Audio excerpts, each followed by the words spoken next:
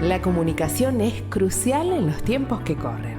No obstante, desde siempre, Dios desea que estemos conectados permanentemente con Él. Gracias por acompañarnos en Conectados con la Palabra. Gustavo Caramelino hoy nos trae el tema Paternidad que bendice. Todo niño necesita en su crecimiento 3 valores fundamentales: amor, aceptación y estímulo. Los padres somos responsables de brindárselo. Veremos hoy 3 aspectos de una paternidad que bendice.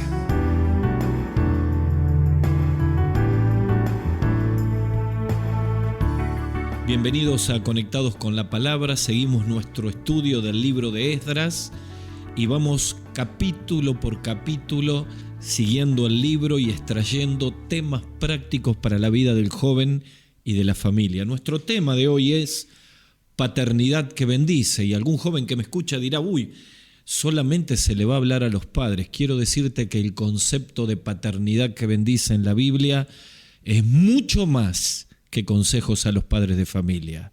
Son consejos para los hijos, para los futuros padres, para los padres espirituales, para los hijos espirituales, y me encantaría que al considerar este tema todos podamos apuntar a una vida cuya paternidad espiritual bendice a otras personas. Saben que la palabra hogar en su origen latín es focus, que significa fuego.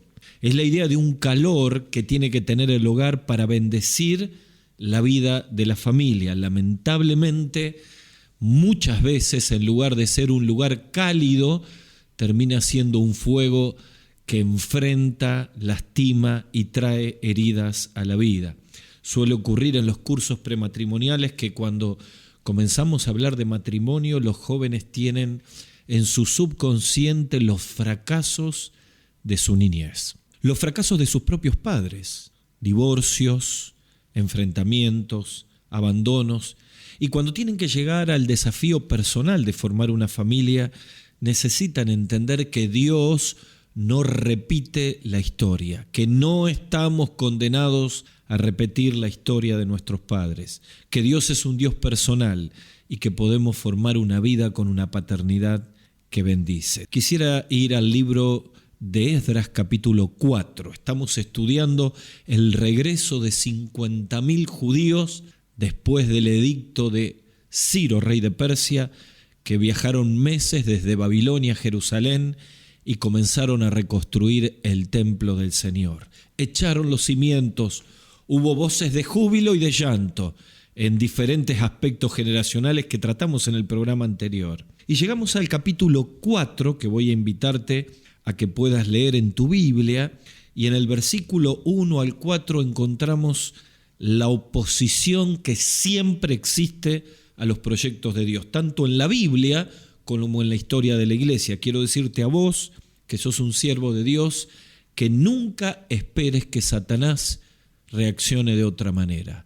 Al plan de bendición y salvación de Dios siempre se va a levantar oposición, pero celebramos la promesa de la Escritura cuando dice que las armas de nuestra milicia, escribe el apóstol Pablo, no son carnales, sino poderosas en Dios, para derribar todo argumento y toda cosa alta, llevando todo pensamiento cautivo en obediencia a Cristo. Así que vamos a ver la oposición que se levantó, no en un grupo de caldeos, sino de un grupo de samaritanos que intentaron detener la obra del Señor. Capítulo 4 del libro de Esdras, versículo 1, dice: oyendo los enemigos de Judá y de Benjamín que los venidos de la cautividad edificaban el templo de Jehová Dios de Israel, vinieron a Zorobabel y a los jefes de las casas paternas y les dijeron: edificaremos con ustedes porque vosotros y nosotros buscamos al mismo Dios, y a él ofrecemos sacrificios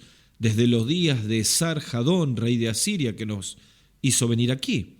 Y Zorobabel y Jesúa y los demás jefes de las casas paternas de Israel dijeron: no nos conviene edificar con ustedes casa de nuestro Dios, sino que nosotros solos la edificaremos a Jehová Dios de Israel, como nos mandó el rey Ciro, rey de Persia. Pero el pueblo de la tierra intimidó al pueblo de Judá. ¿Saben? Lo que estamos viendo aquí es sin duda algo que se repite siempre en la obra de Dios, que se repite en un trabajo entre niños, en un parque, en un culto de iglesia, en una predicación al aire libre, en cualquier grupo pequeño. Siempre la oposición de Satanás va a aparecer antes, durante o después de una experiencia victoriosa. Aquí los repatriados son llamados hijos del destierro. Llegaron a Jerusalén y comenzaron a construir el templo, un milagro de Dios. Como todo proyecto de Dios en la Biblia, la historia se desarrollaba con la oposición de Satanás. Los que se oponían a la obra son llamados aquí los enemigos de Judá y de Benjamín. No eran caldeos ni persas, sino eran los que habían quedado de las 10 tribus del norte y los extranjeros que se habían unido con ellos. Practicaban una religión híbrida. Por ejemplo, en 2 Reyes 17:33 habla de este grupo y dice que temían a Jehová y honraban a sus dioses. Bueno, es un poquito lo que quiere vivir la juventud cuando quiere tener un pie en cada reino, ¿no? El sábado a la tarde estoy en la reunión de jóvenes y el sábado a la noche estoy en el mundo. Y se repite un poquitito el concepto. Tememos al Señor, pero honramos al mundo. Y quiero decirte, joven, que mientras esta división esté en tu corazón, nunca vas a ser feliz, nunca vas a progresar en la vida cristiana. Y mientras tus años se pierden en esa división del corazón, el Señor te está llamando a salir. ¿Y por qué se oponían a la obra estos samaritanos? Porque se enteraron que se iba a construir el templo y se dieron cuenta inmediatamente de que eso significaba un golpe fatal para su superstición y su manera de vivir. Yo recuerdo que cuando comenzamos la fundación de la iglesia que pastoreamos, en el 2º año teníamos un grupo de adolescentes y había jóvenes que venían todos los sábados cuando terminaba el club bíblico a buscar a las chicas de la iglesia para invitarlas a salir a bailar. Era una lucha constante y eran sin duda los samaritanos que venían a arruinar los principios. Algunas de ellas accedieron y se arruinaron la vida. Claro, esta estrategia de primero cooperar con los israelitas, lo que buscaba era retardar la construcción. Y aunque la oferta parecía a primera vista estupenda, nosotros edificaremos con vosotros porque como vosotros buscamos a vuestro Dios. Esto era falso. Es cierto que buscaban a Dios, pero no de la manera que la Biblia enseña. ¿Y qué hicieron los líderes, los padres espirituales del grupo? Dice la Biblia que los jefes de las casas paternas de Israel le dijeron: nosotros no vamos a edificar con ustedes, lo vamos a hacer solos. Y en realidad lo que ellos estaban haciendo es bendecir al pueblo. No nos conviene edificar con ustedes. La respuesta de estos padres bendijo a todo el pueblo. El liderazgo de Zorobabel y Josué y los jefes de las casas paternas protegió a todas las familias de un peligro mortal. Yo quiero decirle a todos los padres de familia que hoy las familias cristianas están amenazadas de un peligro mortal. Vivimos en un mundo que ha enfrentado todos los valores cristianos y cada vez que a través de las redes sociales y de los medios masivos de comunicación abrimos la ventana del hogar a la influencia del mundo, estamos a punto de experimentar un golpe mortal a las convicciones cristianas. Por eso es muy importante que entendamos nuestra responsabilidad de tener una paternidad que bendice, como estos jefes de las casas paternas que cuidaron la integridad de sus familias. En 1 Juan capítulo 1, versículo 3, Juan nos dice: mirad cuál amor nos ha dado el Padre, de que seamos llamados hijos de Dios. Claro, la paternidad de Dios es la que bendice y nos da desde su paternidad la responsabilidad de, como Job, presentándose por sus 10 hijos, orando por si alguno se había olvidado de Dios. Qué importante, una paternidad que bendice. Y este concepto de una paternidad que bendice, quisiera verlo en 3 aspectos de la vida que nos involucra a todos. En primer lugar, la paternidad familiar. Y esto tiene que ver con el deber que tenemos los padres de criar a nuestros hijos. Esto está en Efesios capítulo 6, versículo 4. En segundo lugar, una paternidad espiritual. Y esto tiene que ver con los hijos espirituales que debemos tener, los discípulos que tenemos que tener cada uno. Esto está en Tito capítulo 1, versículo 4.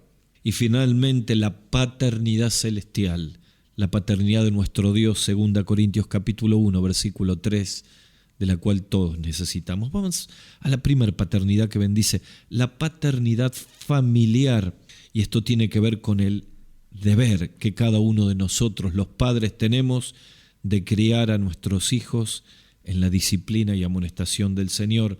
Saben, en 2 Timoteo capítulo 3, el apóstol Pablo advierte a su hijo Timoteo que en los postreros días vendrán tiempos peligrosos. Y saben que en el capítulo 3 y 4 de la segunda carta a Timoteo hay descripciones de cómo es el perfil de la sociedad del tiempo final. Habla de hombres amadores de sí mismos, soberbios, sin afecto natural, aborrecedores de lo bueno, amadores de deleites más que de Dios, gente con apariencia de piedad pero negarán la eficacia de ella. Capítulo 4 habla de que vendrán tiempos cuando no sufrirán la sana doctrina, sino que teniendo comezón de oír, se amontonarán maestros conforme a sus propias concupiscencias. Habla de que apartarán de la verdad del oído y se volverán a las fábulas. ¿Saben? Allí en Efesios capítulo 6, versículo 4, una versión dice: padres, no hagan enojar a sus hijos con la forma en que los tratan, más bien críenlos en la disciplina y instrucción que proviene del Señor. Miren, cuando hablamos de paternidad familiar, y es una paternidad que bendice, el foco, sin duda, está en los que somos padres. Yo quiero hacer una breve exégesis de 3 palabras aquí. Padres, criar y disciplina y amonestación del Señor. Y en estas 3 palabras encontramos conceptos de una paternidad que bendice. Quiero invitarte a mi querido amigo, hermano, usted que es papá, piensa en la tremenda responsabilidad que tenemos de llevar adelante un hogar en un mundo lleno de oscuridad. Saben que el término padres es en el término griego páteres, que indica que la responsabilidad es del hombre como cabeza del hogar, como representante de Dios en el hogar. Usted me dirá, pero no dice Proverbios capítulo 1, versículo 8, oye, hijo mío, la instrucción de tu padre y no menosprecies la dirección de tu madre. Esto significa que los dos son responsables de la instrucción de los hijos. Claro, en todo el concepto bíblico sí, pero en este versículo específicamente, el énfasis está puesto en el padre como responsable de llevar adelante la crianza y las convicciones cristianas del hogar. Mire, hay una creencia falsa que dice: dejaré que la iglesia dé a mi hijo la instrucción espiritual necesaria. Esto es falso. El hogar forma y la iglesia acompaña, nunca al revés. La creencia correcta la podríamos describir así: tengo el deber dado por Dios de orar y preparar a mis hijos para que acepten a Jesús como su Salvador, de vivir a Cristo en casa y de formar en su vida la fe y los valores cristianos. Lo que dice el apóstol Pablo en Efesios 6, capítulo 6, versículo 4. El verbo criar es un verbo compuesto, tiene un prefijo que da sentido de origen y tiene un imperativo que tiene que ver con alimentar, con nutrir. Quizá podríamos traducirlo así: padres tienen que nutrir a los hijos de la propia sustancia de ustedes como padres. Qué tremendo, ¿no? Nutrir a los hijos de lo que nosotros somos, nutrir a los hijos del ejemplo que tenemos por nuestra cercanía al Señor. Y esto es un desafío irrenunciable. Querido mío, es más importante el ejemplo que vivimos en casa que todas las palabras que podamos decir. Por eso el dicho popular dice: la vida habla tan fuerte que no puedo escuchar tus palabras. ¿Saben que criar es primero vivir a Cristo en el hogar, papá y mamá? Como Zacarías y Elizabeth en Lucas capítulo 1, cuando dice que ambos eran justos delante de Dios. ¿Saben que criar aquí es formar valores cristianos en un mundo no cristiano, lleno de oscuridad? ¿Saben que aquí criar es establecer relaciones sanas con nuestros hijos? Por eso nos dice: no lo provoquen a ira. Y dice en otra parte: para que no se desanimen. Termino de predicar hace poco en un culto y cuando termino, uno de los pastores, líderes, se acerca y me dice: ¿saben? Yo necesito perdonar a mi padre. A él ni le interesa mi vida. Yo ya soy padre también, pero no tengo buenos sentimientos hacia él. Y creo que hasta que no lo perdone no voy a poder ser el padre que bendice a sus propios hijos. Quizá me está escuchando un papá o un joven. Y quiero decirte que hasta que no perdones y limpies tu corazón, no vas a tener una paternidad que bendice. Déjenme desafiar a todos los papás que me están escuchando. Necesitamos ser responsables, intencionales, de formar convicciones cristianas inalterables en un mundo lleno de oscuridad. Ya la sociedad del tiempo final tiene una filosofía de vida totalmente enfrentada a los valores cristianos y como padres necesitamos tomar la iniciativa. Una paternidad que bendice. ¿Saben que los términos disciplina y amonestación del Señor es la idea de una pedagogía y de poner en la mente las verdades de la palabra de Dios, desplazando todos los errores y las corrientes de pensamiento equivocados que nuestros hijos reciben a través de sus celulares, a través de sus compañeros? ¡Wow! Este es el más alto deber de los padres cristianos. Vivir a Cristo y formar valores cristianos. Necesitamos formar líderes en nuestros hijos que influencien el lugar donde Dios los ha puesto y que no sean influenciados por la sociedad.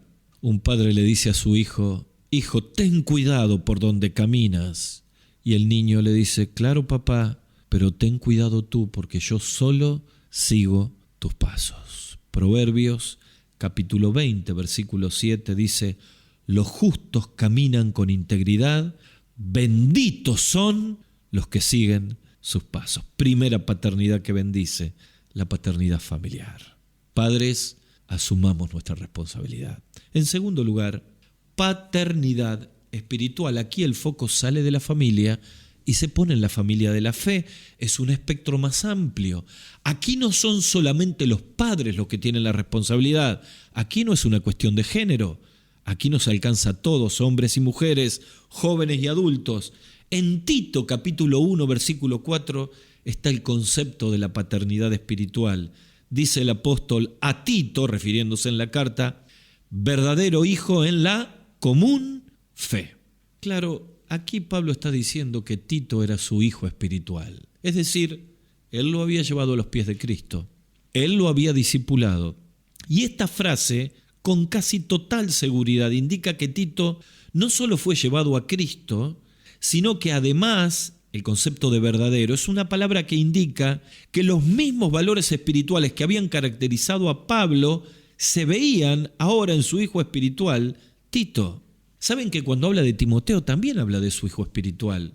Por ejemplo, cuando habla de Onésimo, habla de aquel que engendró en las prisiones. Es decir, lo que está queriendo decir aquí es que todos nosotros tenemos una paternidad que bendice con aquellos que hemos llevado a los pies de Cristo, que hemos discipulado, la bendición de hacer discípulos. Yo podría hacer una pregunta determinante en este tiempo.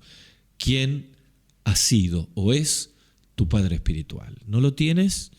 Bueno, lo primero que tienes que resolver es si en el fondo de tu corazón no eres un cristiano receptivo. Eres alguien que ha decidido cerrar la puerta a todas las personas que te pueden bendecir. Y esto es un problema de orgullo, de soberbia. Seguramente ha habido pastores, líderes o hermanos en la fe que han querido ayudarte y tú en tu orgullo te has cerrado, ocultando pecados ocultos. Necesitas un padre espiritual para crecer en la vida cristiana. Las parejas de novios necesitan padres espirituales para ayudarlo en este proceso. Los matrimonios necesitan padres espirituales. Ahora también podemos hacer otra pregunta. ¿Quién es tu hijo espiritual? O podríamos preguntar, ¿quién es tu discípulo? Quiero decirte que en Mateo capítulo 28 Jesús dejó el verdadero sentido de la misión por la cual estamos en la tierra. Vayan y hagan discípulos a todas las naciones. Tenemos un problema. Ponemos el foco en los eventos, en las conferencias, en los campamentos, en las campañas, que son herramientas maravillosas para llegar a las personas, pero no son fines en sí mismos. El verdadero fin y la misión del cristiano es hacer discípulos.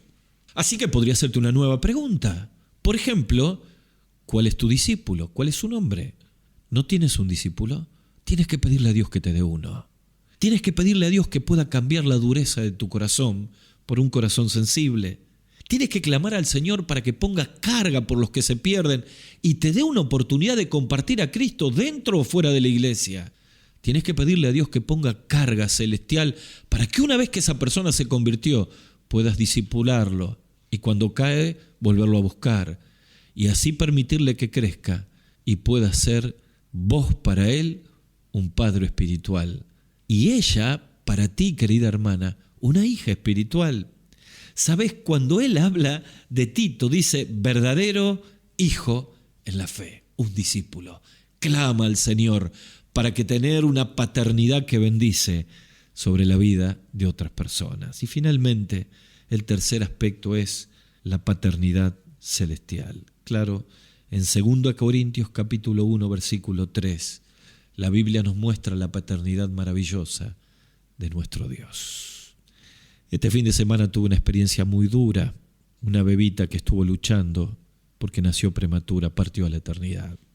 Cada vez que uno de los pastores tenemos que estar frente a un cajón blanco, así es en mi país, uno tiene pocas respuestas para la cantidad de preguntas que hay. Pero estando con los papás quebrados les decía, miren queridos, este es el tiempo en el cual cuando uno está en pérdida, como Job, puede tener dos reacciones: enojarse con Dios, rebelarse a Dios y convertir la vida en un calvario, o quebrantado y sin respuestas, aceptar la pérdida y apelar a Dios. Job dijo, después de perder todo lo que perdió, si recibimos de Dios el bien, ¿cómo no vamos a recibir el mal?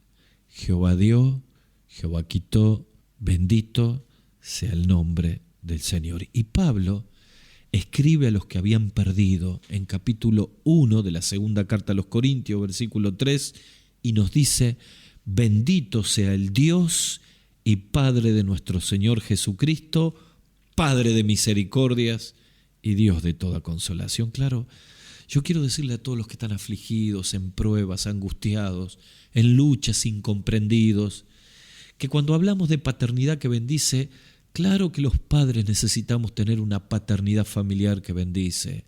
Claro que los cristianos tenemos que tener una paternidad espiritual sobre nuestros discípulos, pero nada puede superar la paternidad celestial de nuestro amado y bendito Padre Celestial. A Él apelamos en este tiempo, en medio del dolor. Santiago dice en capítulo 1, versículos 16 al 18, amados hermanos míos, no erréis, toda buena dádiva y todo don perfecto desciende de lo alto, del Padre de las luces, en el cual no hay mudanza ni sombra de variación. Él en su voluntad nos hizo nacer por la palabra de verdad, para que seamos primicias de sus criaturas. Primera Juan, capítulo 1, versículo 3 dice, miren cuál amor nos ha dado el Padre para que seamos llamados hijos de Dios. Y saben, Isaías en el capítulo 64, versículo 8, vuelve a apelar al Padre y dice, ahora pues Jehová, tú eres nuestro Padre, nosotros el barro, y tú el que nos formaste, así que la obra de tus manos somos nosotros. Señor, Salmo 139, tú me has conocido mi sentarme y mi levantarme. En Lucas capítulo 12, versículo 29 dice, vosotros pues no se preocupen por lo que van a comer, ni por lo que van a beber, ni estéis ansiosos de inquietud, porque todas estas cosas buscan la gente del mundo, pero vuestro Padre sabe que tienen necesidad de estas cosas. Busquen primeramente el reino de Dios y todas las demás cosas os serán añadidas. Claro, nada supera la paternidad de nuestro Padre Celestial y a Él necesitamos apelar. Quizá me esté escuchando un querido joven que está lejos del Señor y quiero en este momento, pensando en la paternidad que bendice, hablarle a todos los pródigos que me escuchan. Jóvenes, señoritas que un día estuvieron fieles y firmes en el Señor, pero el río de la vida los ha apartado, los ha enfriado. Han cometido errores, se han equivocado, pagan el alto precio de una vida lejos de Dios. Déjame decirte en esta noche, vuelve a casa hoy. Imita las palabras del hijo pródigo, ponete de pie y decí cuántos en la casa de mi Padre tienen abundancia de pan y yo aquí perezco de hambre. Me levantaré e iré a mi Padre. Esto es lo que tenés que hacer, levantarte y volver al Señor. Quizá me está escuchando alguien que nunca ha tenido un encuentro renovador con Jesucristo. Necesita venir a la cruz, mirar a Jesús que murió en la cruz por todos nuestros pecados, entender que murió y resucitó al tercer día y tiene poder para perdonarnos, transformarnos y poder conocer la paternidad celestial. Esta es una noche donde podés decir, Padre mío. Así que vamos a orar allí donde estamos. Los que estamos lejos de Dios, vuelve a casa hoy. Orá y decile, Señor, hoy vuelvo. Pero si nunca has pedido perdón por tus pecados al Señor, quiero animarte a que ores conmigo allí donde estás y le digas, Señor, perdona mis pecados. Reconozco que soy un pecador. Límpiame con tu sangre preciosa. Señor, pongo mi fe en ti en esta hora y te recibo como mi Salvador personal. Señor, Padre nuestro, quiero que seas mi Padre. Te lo pido en el nombre del Señor Jesús. Amén. Hasta aquí, Conectados con la Palabra, con Gustavo Caramelino. Para contactarse con nosotros, dirija su mail a conectadosconlapalabra@gmail.com. En Facebook, búsquenos como Conectados con la Palabra.